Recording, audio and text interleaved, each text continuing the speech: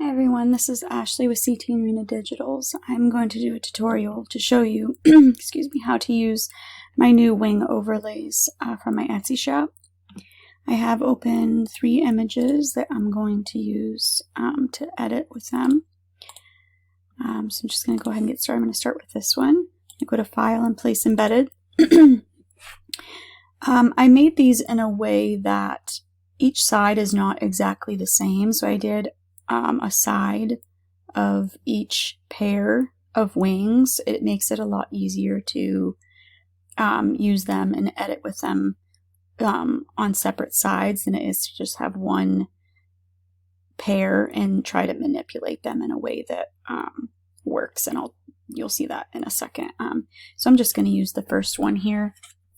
I'm going to open that, and then I'm just going to go over and change the blending mode to screen first. That way I can see my image behind there and I know what I'm working with. Go ahead and resize. Press that check mark. I should have done this before. It doesn't really matter. I can still do it now, but typically I have you create your mask first. So go ahead and click your background layer, go over to your quick selection tool and select subject. You can also create a layer mask on the wing overlay itself and just brush it off, but I find this to be easier a lot of the time. Go ahead and duplicate that layer, create a layer mask, and then Control or Command plus I on your keyboard to invert that layer. And then as you can see, once we create, if you right click here, or you can hold down Alt and click between your layers, create that clipping mask, it puts it behind her. And then you can kind of manipulate how you want that to look. And now I could do this, I could add another wing. This one's kind of layered, so you could probably get away with just using one and it looking like 2 wings together. But I wanted to show you a couple different ways. So I'm gonna go ahead and I'm gonna grab I could use the same wing, but this one's a little bit different and I want them to look different. So I'm going to open the right. Oops, I'm sorry, I didn't mean to do that. Place embedded, file, place embedded. Open the right one. Change that blending mode to screen. And then as you can see, if we just put it here, it wouldn't really, I'm going to create that clipping mask. It could look okay. I mean, if we were to just move it over a little bit, that could look okay, but it just looks a little off, like the angle of it. So you can go up here to your warp tool and press that and kind of just drag around the wing until you get it to an angle that you like. But what I would recommend doing if someone's standing to the side, I would just put the wings off of the back. So I'm going to undo that. Since I wanted to use this one and not that one, I do want it to go the same way. So I'm just going to right click in there and I'm going to flip it horizontally. And then I'm just going to go off the shoulder blade. So wings, they're to go off the shoulder blade. So if I hide this one real quick, if you look at this one, this would be like on this shoulder blade, right inside that shoulder blade there. I can actually move it up a little bit. And then this one, we would want to look like it's coming off of the other shoulder blade further back. So this one's going to be a little bit higher. And then it would also have a little bit more blur because of depth of field. So I'm just going to add a tiny bit of Gaussian blur to that. Literally only like 1.5 probably. And then I'm going to lower the opacity on that one too, just a tiny bit. Okay, and then you can select that. You can hold down Control on your keyboard and select both layers.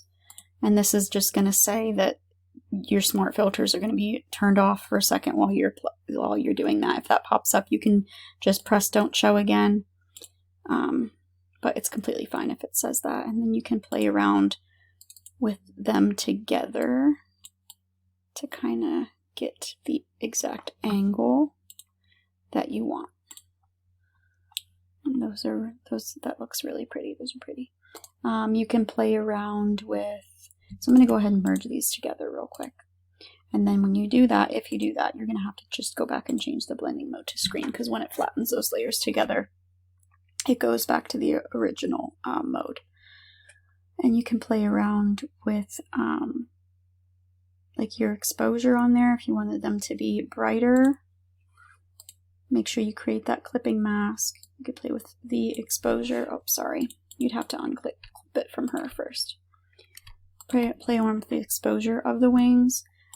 But if you wanted to make them brighter, sometimes simply all you have to do is just duplicate the layer and it'll make them brighter. If you're wanting part of the wing to not be as bright, I would just create a layer mask on there and use a black low opacity brush, probably about 20%, and just brush off a little bit of that. But I think that they're pretty good the way they are. I would maybe brush that down just a tiny bit, but that's it. And I'd be happy with that one. I think that's really pretty. The next one I'm going to do is this one. So I'm going to go ahead and select the subject.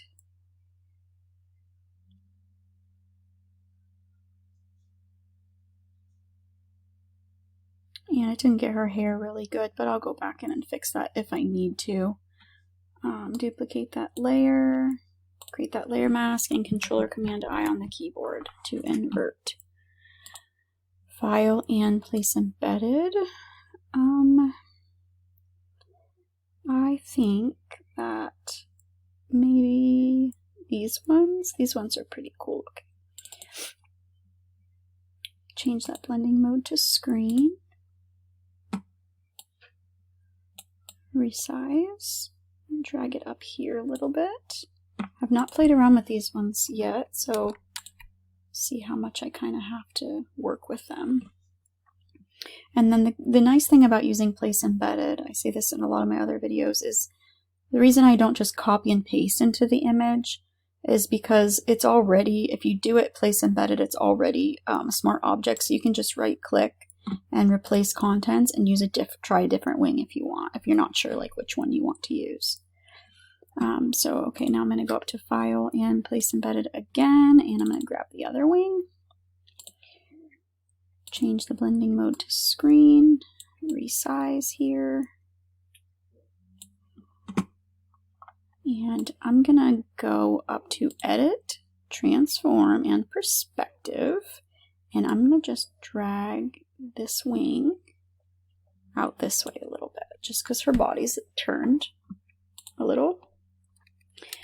Put that behind her, and now you see we're going to have to mess around with her hair with masking that. But I definitely want to bring the wings down. Another thing you can do with the wings, I'm going to go ahead and merge these together real quick. Change my blending mode back to screen. If you go up to your hue saturation layer and create that clipping mask, you can change the color. Like if I kind of wanted to do like the same color of her dress, I'll do a green and then desaturate it. And that's also a pretty way that you can use them. I'm going to grab my burn tool because back here I would want the wings to not be so bright. Burn tool on shadows and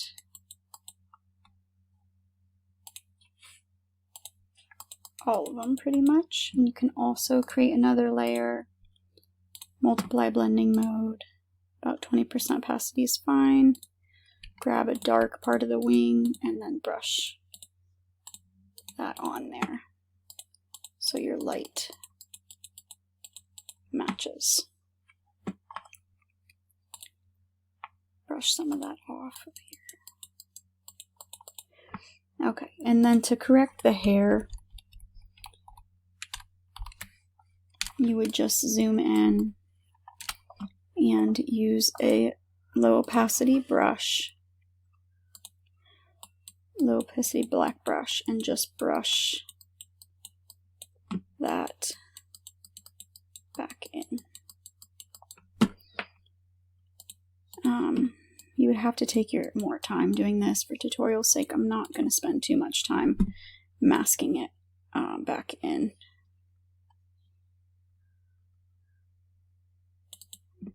Actually going to go up to 100% here just for quicker edit.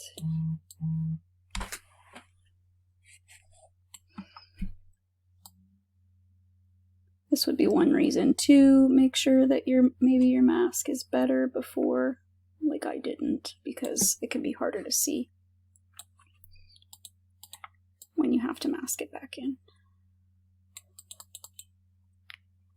Okay, there we go. That's pretty. I would play around maybe a little bit more with the light, add some more shadows in behind here.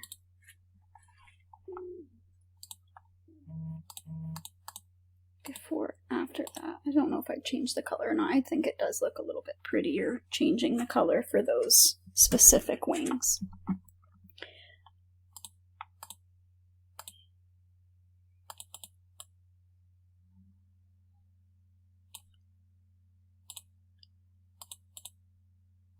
Just gonna warp them a little bit. Here we go. Okay. It's like a fairy look. Not usually my look, but it's still pretty. If it's something you prefer.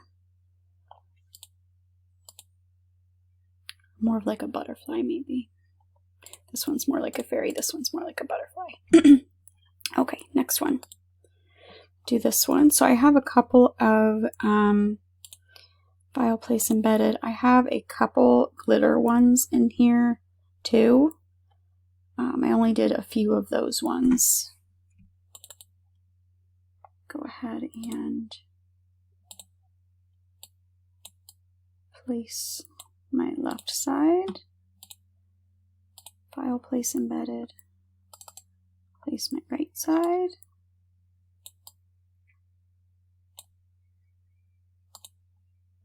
Change the blending mode. And again, I didn't select my subject. Quick selection, select subject.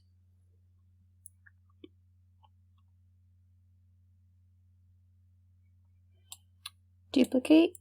Create that layer mask. Control or Command I on the keyboard to invert. Make these visible again and place behind her. Play around with the size until you get it how you want it.